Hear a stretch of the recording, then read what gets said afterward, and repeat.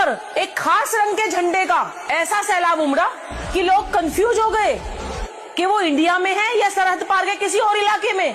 कुछ बुद्धिजीवी बोलते हैं कि केरल पढ़ा लिखा है इसलिए वहाँ पर बीजेपी नहीं आती। वाह क्या लॉजिक है, यानी कि आपकी पढ़ाई का कनेक्शन उन झंडों से है जो देखने में बिल्कुल पड़ोसी मुल्क जैसे लगते हैं। साक्षरता का मतलब अगर ये है कि जीत की खुशी में अगर तिरंगा ही गायब हो जाए, चांद तारे वाले झंडे सड़कों पर लहराने लगे, तो थू है ऐसी साक्षरता पे।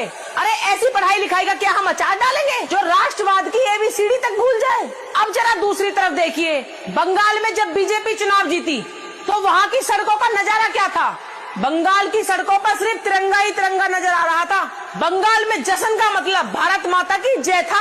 ये फर्क है बीजेपी और कांग्रेस की विचारधारा में। एक तरफ तो वो लोग जिनकी जीत पर जश्न का रंग पड़ोसियों जैसा हो जाता है, और दूसरी तरफ वो जिनकी जीत पर पूरा शहर तिरंगे के रंगों में रंग जाता है। और फिर कुछ लोग कहते हैं कि तुम बीजेपी को सपोर्ट क्यों करते हो। मैं उन लोगों से बोलना चाहती हूँ, हमें साक्षरता के नाम पर गद्दारी का सर्टिफिकेट नहीं चाहिए। हमें वो साक्षरता चाहिए जो देश को जोड़ना सिखाए, न कि वो जो तुष्टीकरण के नाम पर देश को बांटने वाले झंडों के नीचे खड़े होकर डांस करना सिखाए। ये जो पढ़े लिखे होने का टैग लगाकर घूम रहे हैं, अगर तुम्हारी साक्षरता तुम्हें अपनी रैलियों में तिरंगे की जगह मजहबी झंडे लहराने पे मजबूर कर रही है, तो यकीन मानिए यूपी और गुजरात के वो लोग आपसे करोड़ों गुना ज्यादा समझदार हैं, जो विकास को भी जानते हैं और अपनी मिट्टी की आन बान शान को भी जानते हैं। साक्षरता का घमंड छोड़कर जरा आईना देखिए।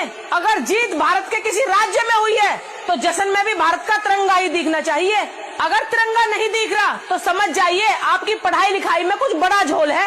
अपनी औकात और अपनी वफादारी को पहचानिए, वरना ये साक्षर होने का नकाब उतरने में देर नहीं लगेगी। मेरी एक बात याद रखना, राष्ट्रवाद से बड़ा कोई ज्ञान नहीं, तिरंगे से बड़ा कोई सम्मान नहीं। अगर आप भी मेरी बात से सहमत हैं तो कमेंट में अपनी राय जरूर लिख के जाना और इस वीडियो को शेयर कर देना। जय हिंद, जय भारत।